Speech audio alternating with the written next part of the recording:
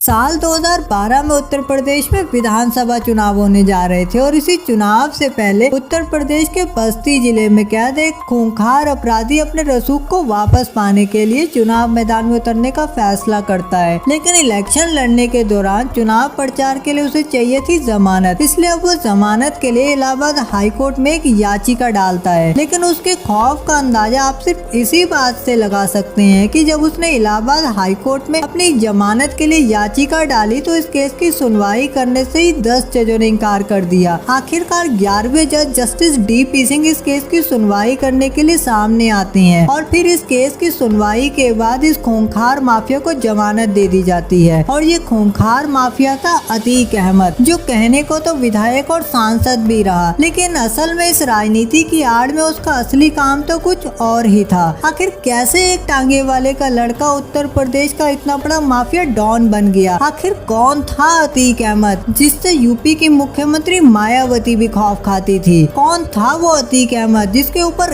एक दो नहीं बल्कि 100 से भी ज्यादा क्रिमिनल केसेस दर्ज थे? आखिर कौन था वो अतीक अहमद जिसके सामने जिसने भी खड़े होने की कोशिश की वो मार दिया गया? आखिर कौन था वो डॉन जिसकी हत्या के बाद इलाहाबाद के लोग अतीक के नाम से ही कांपने लगे थे? आखिर कौन था वो अतीक अहमद जिसने बसपा के एमएलए राजू पाल की दिन दहाड़े हत्या करवा दी थी? और आखिर ये पूरा उमेश पाल हत्याकांड है क्या, जो कि आगे चल के अतीक अहमद के अंत का कारण भी बना? इन सब सवालों के जवाब जानेंगे आज के इस पूरे एपिसोड में। नमस्कार दोस्तों, मैं अमनदीप चावला स्वागत करता हूं आपका आपके अपने चैनल ट्रू क्राइम स्टोरी में। और आज मैं आपको सुनाऊंगा अतीक अहमद के माफिया बनने से लेके अंत तक की पूरी कहानी। इस कहानी की शुरुआत होती है इलाहाबाद, जिसे कि अब प्रयागराज भी कहा जाता है, वहाँ के एक मोहल्ला चकिया से। और ये साल था सन 1979, जहाँ फिरोज अहमद नाम का एक शख्स रहा करता था, जो कि टांगा चला के अपने परिवार का पेट भरा करता था। वहीं इसी परिवार में 1962 में जन्मे एक बच्चे का नाम था अतीक अहमद, जिसका पढ़ाई लिखाई में कम और गुंडागर्दी और दहशत फैलाने में ज्यादा दिल लगा करता था, जिस वजह से उसने पढ़ाई लिखाई छोड़ के अपने कदम अपराध की दुनिया की तरफ बढ़ा दिए। और फिर 17 साल की उम्र में ही अतीक अहमद ने अपने ही मोहल्ले में रहने वाले एक शख्स का कत्ल कर डाला। और फिर यहीं से ही उसके ऊपर पहला हत्या का मुकदमा दर्ज हो गया, जिसके बाद तो अतीक अहमद हत्या, रंगदारी, वसूली के दलदल में ऐसा उतरा कि फिर वो कभी बाहर ही नहीं निकला। वहीं अब इलाहाबाद में लोग अतीक के नाम से ही खौफ खाने लगे थे, लेकिन अतीक अब भी लोगों के बीच अपनी दहशत से संतुष्ट नहीं था और उसकी वजह थी चांद बाबा। असल में अतीक अहमद दहशत का सबसे बड़ा नाम बनना चाहता था, लेकिन अब भी अतीक अहमद से बड़ा दहशत का साम्राज्य किसी और का था और उसका नाम था चांद बाबा। वैसे चांद बाबा का असली नाम था शौक इलाही। चांद बाबा की दहशत का आलम इस हद तक था कि अगर कोई वर्दी वाला इलाहाबाद की रानी मंडी में चला जाता था तो वो बिना पिटे वापस नहीं आता था। और फिर नेता और पुलिस वालों ने मिलकर चांद बाबा के सामने अतीक अहमद को खड़े करने का फैसला किया, जिसके बाद अब अतीक अहमद को पुलिस वालों की शय मिलने लगी और अब वो धीरे धीरे चांद बाबा पे भारी पड़ने लगा। उधर शुरुआत में जिस अतीक अहमद को पुलिस ने शय दी थी, अब वही अतीक अहमद धीरे धीरे पुलिस पे भी भारी पड़ने लगा था।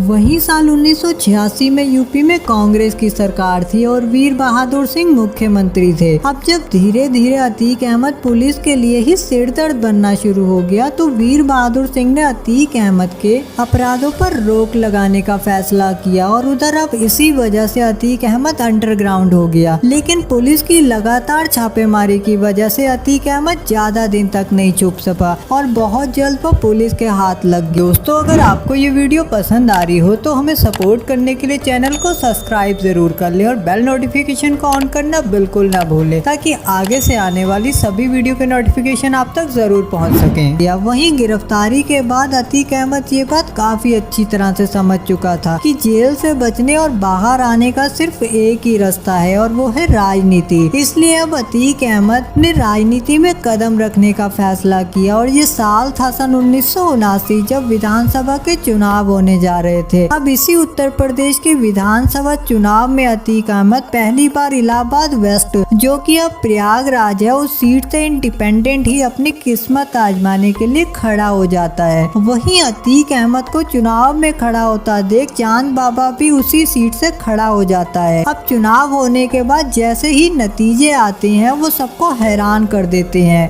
अतीक अहमद निर्दलीय ही सीट को जीत चुका था। विधायक बनने के बाद सबसे पहले अतीक अहमद ने चांद बाबा को रास्ते से हटाने का फैसला किया और फिर इलेक्शन के 3 महीने बाद ही चांद बाबा और अतीक अहमद में एक दिन गैंग वॉर शुरू हो जाता है, जिसमें चांद बाबा की मौत हो जाती है। और फिर चांद बाबा की मौत के बाद एक एक करके चांद बाबा के गैंग के सभी लोगों को भी ठिकाने लगा दिया जाता है और इन सब का आरोप अतीक अहमद पे लगता है, लेकिन विधायक होने की वजह से उस पर कोई एक्शन नहीं लिया जाता। और फिर इसी तरह करते करते चांद बाबा का पूरा गैंग खत्म हो जाता है। वहीं 1991 में राम मंदिर की वजह से पूरे उत्तर प्रदेश में बीजेपी का माहौल बना हुआ था, लेकिन इस सब के बावजूद भी 1991 में हुए विधानसभा चुनाव में अतीक अहमद एक बार फिर से निर्दलीय ही चुनाव लड़के सीट को फिर से जीत लेता है। लेकिन फिर 1992 में बाबरी मस्जिद ढहा दी जाती है, जिसके बाद कल्याण सिंह की सरकार को बर्खास्त कर दिया जाता है और फिर अब 1993 में एक बार फिर से विधानसभा के चुनाव करवाए जाते हैं, जिसमें एक बार फिर से अतीक अहमद भारी अंतर से जीत जाता है। वहीं लगातार तीसरी बार भारी अंतर से जीतने के बाद उसका राजनीतिक कद भी काफी ज्यादा बढ़ चुका था और इसी बढ़ते राजनीतिक कद को देखते हुए मुलायम सिंह ने उसे अपनी पार्टी में शामिल करने का फैसला किया और ये पहली बार था जब किसी पार्टी में उसे जगह मिली थी।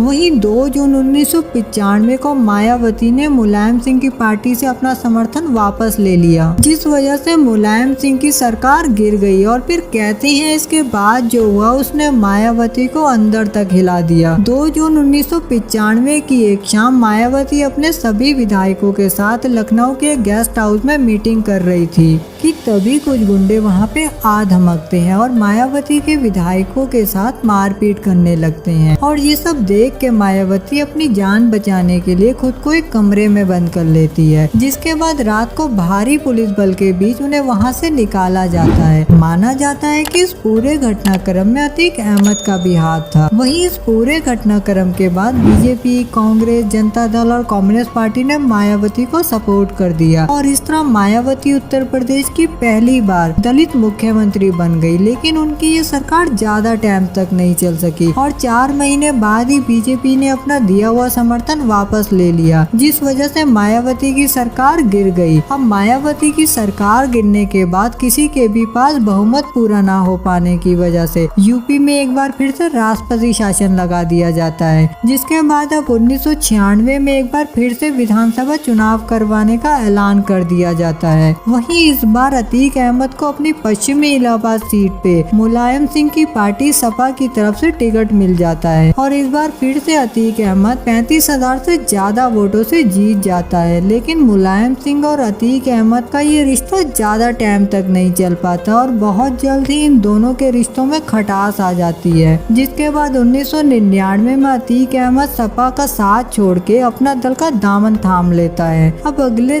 2002 के यूपी इलेक्शन में अतीक अहमद अपने दल के टिकट पे इलेक्शन लड़ता है, जहां वो फिर से 11,000 से ज्यादा वोटों से जीत जाता है, जिसके बाद अब एक बार फिर से मुलायम सिंह उसे अपनी पार्टी में बुला के विधायकी नहीं बल्कि इस बार सांसद की सीट ऑफर कर देते हैं। जिसके बाद साल 2004 में लोकसभा के इलेक्शन होते हैं, जिसमें अतीक अहमद 64,000 से भी ज्यादा वोटों से जीत जाता है। अब यहीं से कुछ ऐसा घटता है जो आगे चल के अतीक अहमद की लाइफ में एक टर्निंग पॉइंट साबित होता है। अब जैसे ही अतीक अहमद 2004 के लोकसभा चुनाव में फूलपुर वाली सीट से सांसद बनता है, उसकी वेस्ट इलाहाबाद की ये सीट खाली हो जाती है, जिसपे अब वो अपने भाई अशरफ अहमद को उतारने का फैसला करता है। लेकिन इस बार खेल पलट जाता है और बसपा से लड़ रहे राजूपाल अशरफ अहमद पे भारी पड़ जाता है, जिस वजह से अतीक अहमद का भाई अशरफ अहमद अतीक अहमद की 5 बार से लगातार जीती हुई वेस्ट इलाहाबाद की सीट हार जाता है। लेकिन अतीक अहमद इस हार को पचा नहीं पाता और अब वो राजूपाल को ही रास्ते से हटाने का फैसला कर लेता है, जिसके बाद 25 जनवरी 2005 की एक शाम राजूपाल दफ्तर से अपने घर रीवा वापस जा रहे थे। वहीं अभी सिर्फ 1 हफ्ते पहले ही राजूपाल की शादी भी हुई थी। अब राजूपाल जैसे ही सलीम सराय के चीटी रोड पे पहुंचते हैं तो एक सफेद कलर की मारुति वैन राजूपाल को ओवरटेक करते हुए उनकी गाड़ी के आगे आके खड़ी हो जाती है, जिस वजह से राजूपाल की गाड़ी वहीं पास के ही दुकान से जाके टकरा जाती है, जिसके बाद वैन से 5 लोग निकलते हैं और वो लगातार गोलियों की बौछार करना शुरू कर देते हैं, जिसमें राजूपाल को कई गोलियां लगती हैं और फिर गोलियों की बौछार कर रहे वो लोग वहां से निकल जाते हैं। जिसके बाद राजूपाल को एक टेम्पो में डाल के हॉस्पिटल की तरफ ले जाया जाता है, लेकिन गोलियां चला रहे उन लोगों को एक बार फिर से ये लगता है कि राजूपाल अभी भी जिंदा है। जिसके बाद एक बार फिर से वो लोग राजूपाल को हॉस्पिटल ले जाते हुए उस टेम्पो का पीछा करते हुए उस पर गोलियां बरसाना शुरू कर देते हैं और हॉस्पिटल पहुंचने तक लगातार उस टेम्पो पे गोलियां बरसाते रहते हैं, जिस वजह से हॉस्पिटल पहुंचने पे राजूपाल को मृत घोषित कर दिया जाता है। दोस्तों, अगर अभी तक आपने चैनल को सब्सक्राइब नहीं किया है तो चैनल को सब्सक्राइब जरूर कर लें और साथ ही बेल नोटिफिकेशन को ऑन करना बिल्कुल ना भूलें, ताकि आगे से आने वाली सभी वीडियो के नोटिफिकेशन आप तक जरूर पहुंच सकें। इसके बाद राजूपाल की पत्नी अतीक अहमद और उसके भाई अशरफ अहमद के खिलाफ FIR दर्ज करवा देती है, लेकिन सत्ता में होने की वजह से अतीक अहमद पे कोई एक्शन नहीं लिया जाता। अब एक बार फिर से अतीक अहमद की ये सीट खाली हो जाती है, जिसके बाद फिर से इस सीट पे उपचुनाव करवाए जाते हैं और इस बार अतीक अहमद का भाई अशरफ अहमद सपा के टिकट से जीत जाता है। वहीं जिस वक्त राजूपाल को गोलियां मारी जा रही थी, उस वक्त उनके रिश्तेदार उमेश पाल भी उनके साथ मौजूद थे, जो कि इस पूरे घटनाक्रम के चश्मदीद गवाह भी थे, जिस वजह से अब उन्हें लगातार धमकियां मिलनी शुरू हो जाती है और उनसे कहा जाता है कि वो अपने कदम पीछे ले ले और इस हत्याकांड में अपने गवाही ना दे। लेकिन उमेश पाल के पीछे ना हटने की वजह से 28 फरवरी 2006 को अतीक अहमद के गैंग के लोगों द्वारा उमेश पाल को किडनैप कर लिया जाता है, जिसके बाद उमेश पाल को अतीक अहमद के पास चक्किया ले जाया जाता है, जहां उसे काफी ज्यादा पीटा भी जाता है। इसकी FIR उन्होंने साल 2006 में दुमनगंज के पुलिस स्टेशन में भी दर्ज करवाई थी। अब ऐसा माने जाने लगा था कि जो भी अतीक अहमद के खिलाफ खड़े होने की कोशिश करेगा वो मार दिया जाएगा। दूसरी तरफ अब तक अतीक अहमद पे 50 से भी ज्यादा क्रिमिनल केसेस दर्ज हो चुके थे और इतने सारे केसेस होने के बावजूद भी अतीक अहमद अब तक आजाद था और उसकी वजह थी यूपी में मुलायम सिंह की सरकार होना, क्योंकि अतीक अहमद सपा से ही सांसद भी था। लेकिन साल 2007 में हुए लोकसभा चुनाव के बाद से ही अतीक अहमद का बुरा दौर शुरू हो जाता है और उसकी वजह थी साल 2007 में मायावती की सरकार का बन जाना, क्योंकि अतीक अहमद ने जिस राजूपाल की हत्या की थी वो बसपा से ही विधायक भी था। और दूसरी वजह थी गेस्ट हाउस कांड, जिसमें अतीक अहमद का भी हाथ था। अब मायावती की सरकार अतीक अहमद को मोस्ट वांटेड घोषित कर देती है, जिसके बाद उसकी कई करोड़ों की प्रॉपर्टी को सीज और जमींदोज कर दिया जाता है और साथ ही उसके ऊपर 20,000 रुपए का इनाम भी घोषित कर दिया जाता है।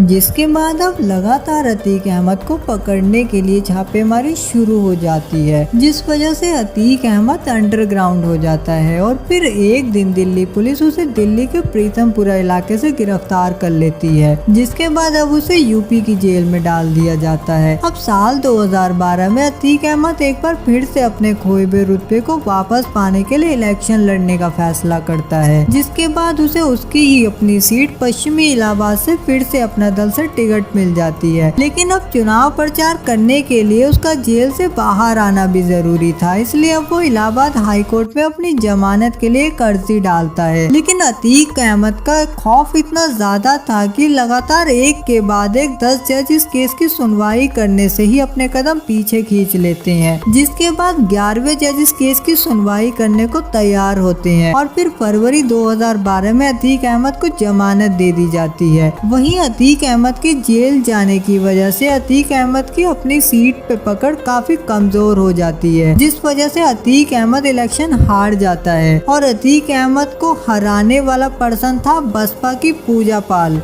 और ये वही पूजा पाल थी जिसके पति राजू पाल को अतीक अहमद ने चुनाव जीतने की वजह से मरवा दिया था। वहीं साल 2012 में अपने दल की टिकट से चुनाव हारने के बाद साल 2014 में अतीक अहमद एक बार फिर से सपा के टिकट पे सांसद का चुनाव लड़ने का फैसला करता है, लेकिन इस बार फिर से अतीक अहमद की किस्मत उसका साथ नहीं देती और वो लोकसभा का चुनाव भी हार जाता है। इधर अतीक अहमद का बुरा दौर तो चल ही रहा था। इसी बीच अतीक अहमद 14 दिसंबर 2016 को इलाहाबाद कॉलेज में एक निलंबित स्टूडेंट की पैरवी करने के लिए कॉलेज पहुंच जाता है, जहां उस पे और उसके साथियों पे तोड़ फोड़ करने और कॉलेज के प्रबंधक से मारपीट करने का इल्जाम लग जाता है, जिसके बाद अखिलेश यादव भी उसे अपनी पार्टी से बाहर निकाल देते हैं। उधर हाई कोर्ट भी कॉलेज में हुए मारपीट के मामले में अतीक अहमद की गिरफ्तारी के ऑर्डर दे देता है और बाकी के सभी मामलों में भी उसकी जमानत कैंसिल कर देता है,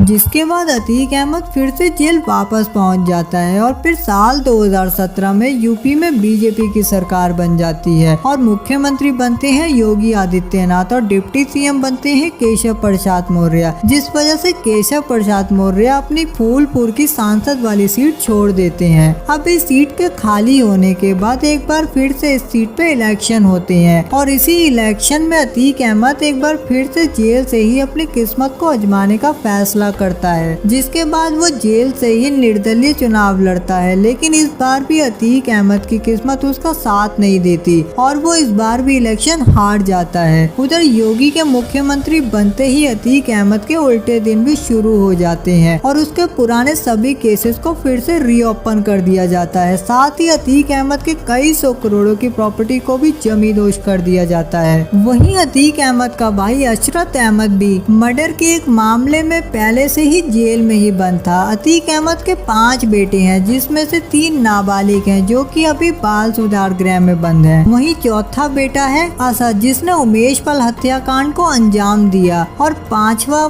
बेटा है उमर, जो कि अभी जेल में ही बंद है। 26 दिसंबर 2018 को लखनऊ के एक बिल्डर मोहित जायसवाल को अतीक अहमद के बेटे उमर और कुछ गुंडों के द्वारा लखनऊ से किडनैप कर लिया जाता है, जिसके बाद उसे लखनऊ से सीधा देवरिया की जेल ले जाया जाता है, जहां पे बंद था माफिया अतीक अहमद। अब जेल ले जाने के बाद मोहित जायसवाल को जेल में ही काफी ज्यादा मारा पीटा जाता है और प्रॉपर्टी के लिए सादे कागजों पे साइन करवा लिए जाते हैं, जिसके बाद उससे कहा जाता है कि तुम जिंदा इसलिए बच गए क्योंकि जेल में हो, नहीं तो तुम्हारी हत्या कर दी जाती। वहीं मोहित ने अतीक अहमद के चुंगल से छूटने के बाद इस पूरे मामले की FIR भी दर्ज करवाई थी। उधर अतीक अहमद अभी जेल में ही था कि 22 फरवरी 2023 के दिन राजू पाल हत्याकांड के चश्मदीद गवाह उमेश पाल की दिन दिहाड़े प्रयागराज में सबके सामने गोली मार के हत्या कर दी जाती है और इस पूरे घटनाक्रम में उमेश पाल के साथ उनकी सुरक्षा में तैनात 2 सुरक्षा कर्मियों की भी मौत हो जाती है, जिसके बाद इस पूरे उमेश पाल हत्याकांड का आरोप अतीक अहमद और उसके भाई अशरफ अहमद पे लगा, जिसके बाद अतीक अहमद, अशरफ, उसके बेटे असद, उसकी वाइफ शहीस्ता, शूटर अरमान समेत अन्य 9 लोगों के खिलाफ FIR दर्ज कर ली गई, जिसके बाद CCTV के आधार पर अपराधियों की पहचान करके उनकी तलाश शुरू कर दी गई और फिर उमेश पाल हत्याकांड के एक हफ्ते बाद यानी कि 27 फरवरी को अरबाज, जो कि अतीक अहमद का ड्राइवर भी था और उमेश पाल हत्याकांड के दिन उस गाड़ी को ड्राइव कर रहा था, उसे निपटा दिया जाता है। उसके बाद 6 मार्च को विजय चौधरी को भी प्रयागराज में एक इनकाउंटर में मार दिया जाता है और ये वही विजय चौधरी था जिसने उमेश पाल पे सबसे पहले फायरिंग की थी। उधर अभी पुलिस उमेश पाल के हत्यारों को ढूंढ के ठिकाने लगा ही रही थी कि इसी बीच 28 मार्च 2023 को 2005 में हुए राजू पाल हत्याकांड का फैसला आ जाता है, जिसमें अतीक अहमद को दोषी मानते हुए उसे उम्र कैद की सजा सुना दी जाती है और उसके ठीक 15 दिन बाद यानी कि 13 अप्रैल 2023 को अतीक अहमद के बेटे असद को पुलिस द्वारा एक एनकाउंटर में मार गिराया जाता है। असद को भी उमेश पाल हत्याकांड के CCTV फुटेज में गोली चलाते हुए साफ देखा जा सकता था। वहीं अब इसी के साथ ही अतीक अहमद के माफिया साम्राज्य का पूरी तरह से सूरज डूबने का समय आ गया था। 15 अप्रैल 2023 की रात करीब 10:30 बजे पुलिस अतीक अहमद और उसके भाई अशरफ अहमद को मेडिकल के लिए प्रयागराज के एक हॉस्पिटल लेके पहुंचती है, जहां पे कैमरे के सामने ही 3 अज्ञात लोग अतीक अहमद और उसके भाई अशरफ अहमद पे गोलियां चला देते हैं, जिसमें कि अतीक और उसके भाई अशरफ की मौके पे ही मौत हो जाती है और इस तरह उसकी मौत के साथ ही प्रयागराज के डॉन अतीक अहमद के साम्राज्य का भी अंत हो जाता है, जिसके बाद पुलिस उसी वक्त मौके से ही उन तीनों अपराधियों को भी गिरफ्तार कर लेती है। दोस्तों, अगर आपको ये वीडियो पसंद आई हो तो हमें सपोर्ट करने के लिए चैनल को सब्सक्राइब के साथ साथ बेल आइकन को जरूर ऑन कर लें, ताकि आगे से आने वाली सभी वीडियो के नोटिफिकेशन आप तक जरूर पहुंच सके। और साथ ही दोस्तों, आपको ये वीडियो कैसी लगी हमें कमेंट्स करके जरूर बताएं।